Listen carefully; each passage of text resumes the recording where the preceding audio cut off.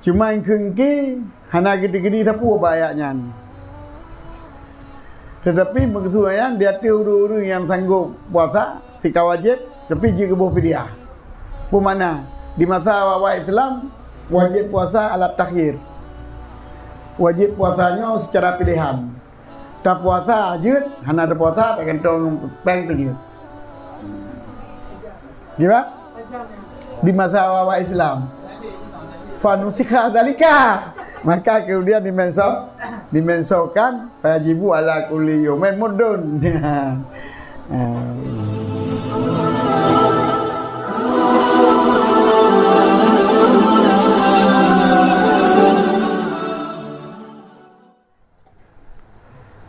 Wal adharu jubul mudi alaman aftara likibarnya. Dan bermula pendapat adhar itu wajib sabuh mod dia tu orang yang hana puasa karena Tuhan. Aftara hana mesti puasa dia ya. Orang dah buka. Mio kata kok katanya haid dah puasa, tinggal you puasa, tapi kifarah je. Maka wajib kifarah tu satu hari. Kifarah Tuhannya wajib kifarah tu tadi baik tamam Ramadan dah juga kifarah juga je. Kata kok oleh orangnya haid dah puasa tajuk je. Tengok haid dah puasa tajuk je. Ataupun kata tajuk tak tepat tajuk bab orang yang ni cicit tapi yang wajib pada tiuro.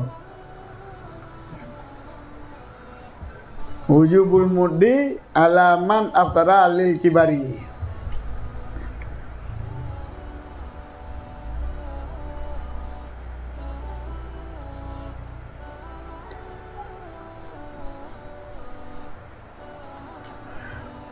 Bo wajib Ramadan, bo wajib kaui.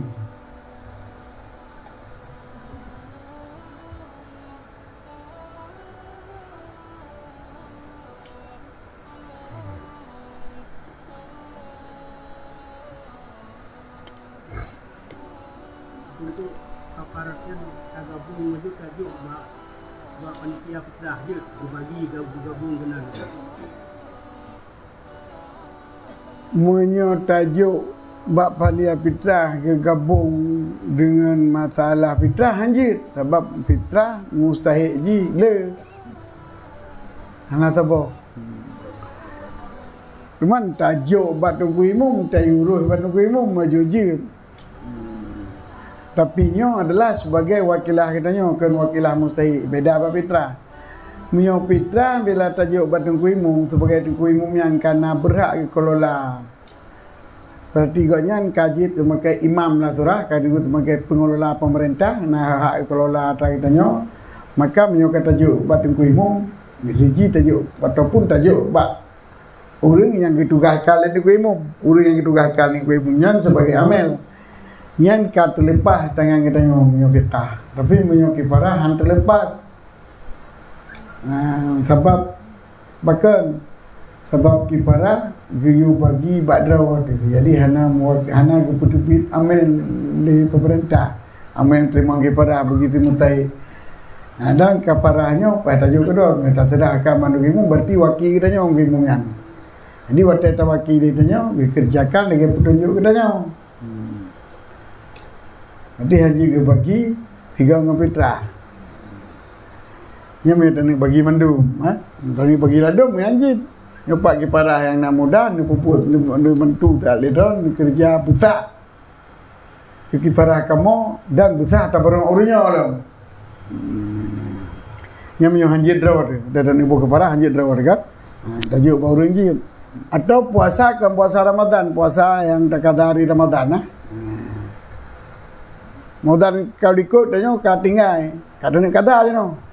Kata-katanya kat tua tu. Tabu juga kifaran. Makna kibar syekhan hariman. Talhaquhu bi masyaqqatun. Nyo ana macam abadi pun. Asal watenya nanti kita nyo kat tua tu punya puasa orangnya masyarakat. Nyo ka kajit bagi padat. Sebab Allah Ta'ala wa 'alal ladzina yutiqunahu fidyatun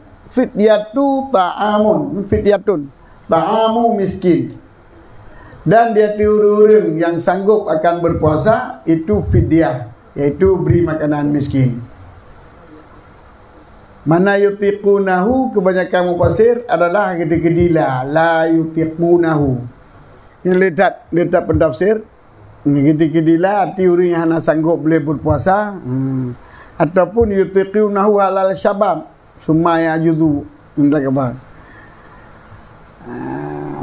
Tetapi menurut pegawai Bukhari, Abbas dan Aisyah pernah dibaca kan alal ladzina yutiqunahu alal ladzina yutawwaqunahu dengan tadi wow makna ji yukallafuna soma, orang yang kagak taklif puasa, mana yutiqunahu orang yang kasih yang sanggup puasa, nyo gebo pidia pajak masa gebo pidia wate hana ge puasa karena katua. Jadi dia tu orang-orang yang ditaklifkan puasa wajib buh fidyah. Munyo hae ke puasa. Jadi anak gede-gede lah. Cuma yang kengki hana gede-gede sapu apa ayatnya. Tetapi maksudnya dia tu orang-orang yang sanggup puasa sika wajib tapi jika buh fidyah. Pu mana? Di masa awal Islam wajib puasa alat takhir. Wajib puasanya secara pilihan. Tak puasa ajut, hana ada puasa tak gantung peng tu je.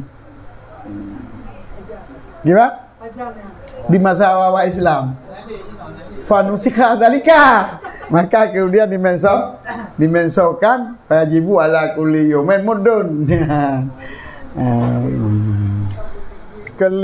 Kali pulakun kali ajibu gantung angkuli yaumin. Ataupun pilihan daripada titik suruhnya gantau dah puasa tapi tak mau.